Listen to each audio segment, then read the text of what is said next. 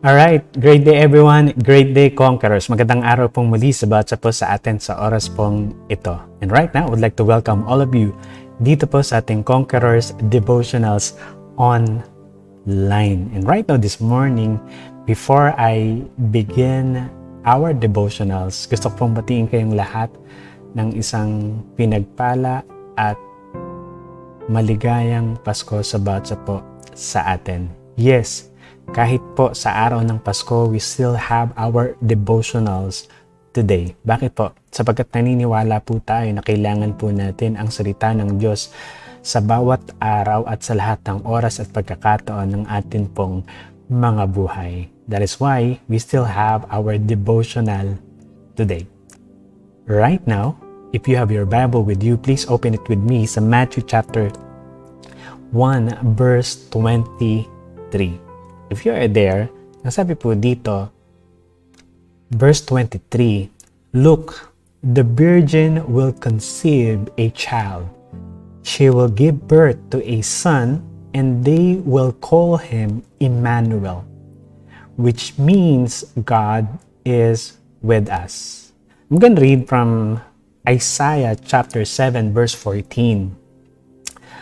Okay, from the Old Testament. Sabi po dito, "All right then, the Lord himself will give you the sign. Look, the virgin will conceive a child. She will give birth to a son and will call him Emmanuel," which means God is with us. Wala po dito sa talatang ito o sa mga talata pong ito. Hugot tayo ng mga ilang bagay na pwede po nating pag-usapan sa umaga pong ito. Again, I would like to welcome all of you dito po sa ating Conquerors Devotionals online. And we will be talking about God is with us.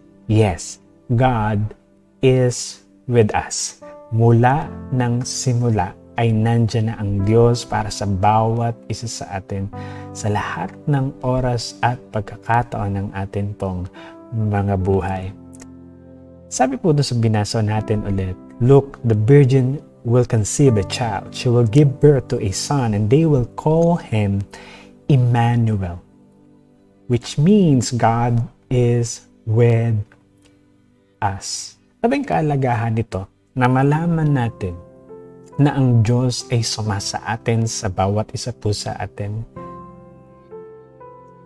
Naniniwala po ako na napakahalaga nito para sa bawat po sa atin, especially right now, no, sa loob ng taon pong ito na napakarami po nating pinagdaanan po sa buhay, hindi lang po pang personal, kung hindi pang buong pamilya, pang buong bansa.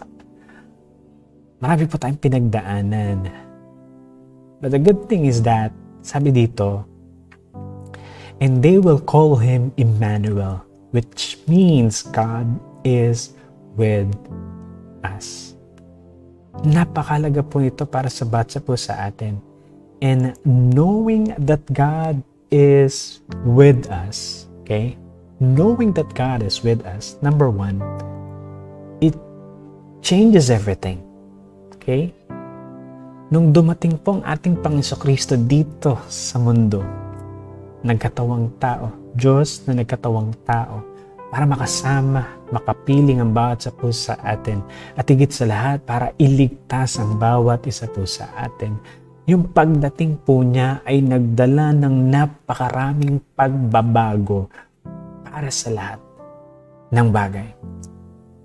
Knowing that God is with us changes everything.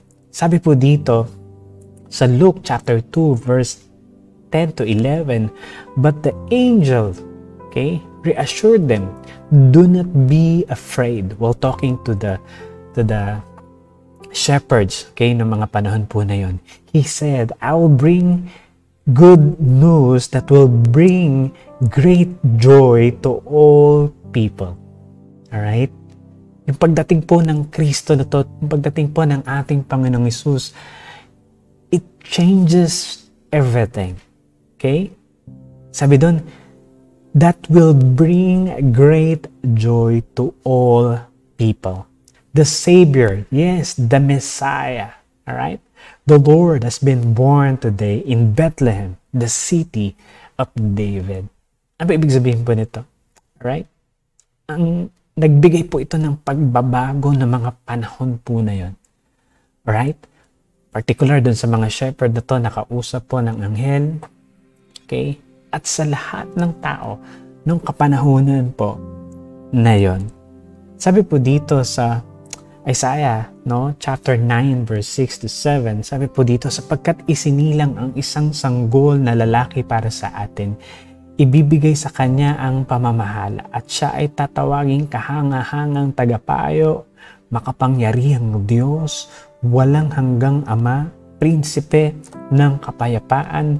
Magiging malawak ang kanyang kapangyarihan at walang katapusang kapayapaan ang ipagkakaloob sa trono ni David at sa kanyang kaharian. Itatatag niya ito at pamamahalaan na may katarungan at katwiran mula ngayon at magpakilanman. Isasagawa ito ni Yahweh na makapangyarihan sa lahat. At nung pagdating nga po ni Kristo, nangyari ang lahat ng ito. It changes everything.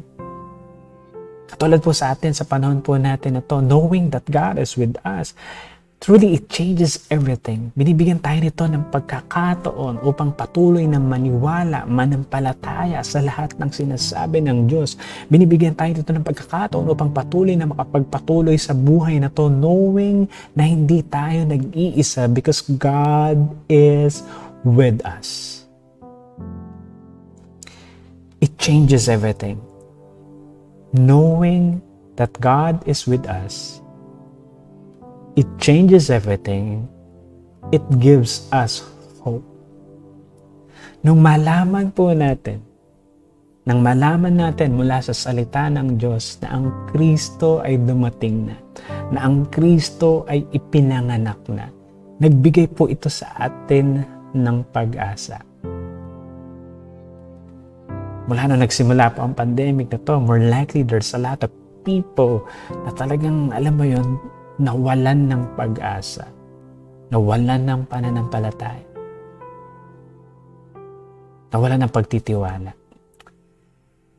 Pero as we celebrate Christmas Day today, binibigyan tayo nito ng pagkakataong maniwala, manampalataya. Binibigyan tayo nito ng pag-asa, knowing that God is with us. Dahil kasama natin ang Diyos, may pag-asa. Dahil kasama natin ang Diyos na nagmamahal sa atin, nagkakaroon po tayo ng pag-asa mula po doon. Sapagkat alam natin na hindi tayo nag-iisa sa lahat ng atin pong mga pinagdadaanan po sa atin pong mga buhay. Lastly, knowing that God is with us changes everything. It gives us hope. And lastly, number 3, it gives us peace. Yes, sa kabi-kabilang pangyayari po sa kapaligiran po natin, and more likely, tinatanggal nito yung kapayapaan na meron po sa atin pong mga buhay. But knowing that God is with us, yung malaman po natin ay na ang Diyos ay sumasa bawat isa po sa atin at sumasa atin po. Binibigyan po tayo nito ng kapayapaan. Regardless of what is happening today, sa buhay po ng bawat isa po sa atin, sa ating pamilya, sa ating lungsod, sa ating pong bayan, ano man po ang mga nangyayari, meron po tayong kapayapaan sapagkat ang Diyos mismo ang nagbibigay nito sa atin. Knowing that God is with us always, it gives us peace. Alam niyo po yan, may kapayapaan. Sapagkat alam mo yun, na kahit ano man ang pinagdadaanan mo, sasabihin mo lang, Panginoon, alam kong ikaw ay sumasa amin. Dahil doon, nagkakaroon po tayo ng kapayapaan. Ang magulang at kapatid, hayaan natin as we celebrate this Christmas season, let us always remember ng ating Panginoon sa Kristo ay ipinanganak dito sa mundo. At nung ipinanganak siya dito sa mundo, it changes everything. It gives us hope. It gives us peace. Kaya natin sa umaga pong ito ay patuloy nating maranasan ang patuloy na kapayapaan, pag-asa na nagmumula sa ating Panginoon at higit sa lahat, ang patuloy na pagpaparanas ng Diyos ng kanyang pag-ibig, katapatan, kabutihan sa buhay po ng bawat sapo sa atin. Let us pray this morning. Father God, maraming salamat po. Sapagkat naman ang mga pinagdaanan naming pagsubok sa buhay, ano man ang mga naranasan po namin, Panginoon. Salamat, for you are always with us. Salamat sapagkat merong isinilang para sa bawat isa po sa amin upang kami ay iligtas at upang patuloy, Panginoon, iparanas sa amin ang kabutihan mo at katapatan mo sa buhay ng bawat sa pusa amin. Lord, thank you so much for being always with us. Dalangin namin, Panginoon, patuloy mo po kaming samahan sa lahat ng oras at pagkakataon. Hayaan mong patuloy naming maranasan ang pag-ibig mo at katapatan mo sa aming mga buhay sa lahat ng oras at pagkakataon. Lord, I lift up to you each and every one of us right now. Ano man ang pinagdadaanan ng mga kapatid ko sa oras po na to, even this time, Lord God, even in this very moment, Panginoon, abutin mo po ang bawat isa sa amin, O God, ng iyong kapangyarihan, ng iyong pag-ibig, ng iyong kabutihan, ng iyong katapatan, Panginoon. And I pray, Father God, na patuloy mong iparanas sa amin, Panginoon, ang biyaya mo at habag mo, Panginoon, sa lahat ng oras at pagkakataon ng amin po mga buhay. Maraming salamat, Kristo, sa patuloy, Panginoon.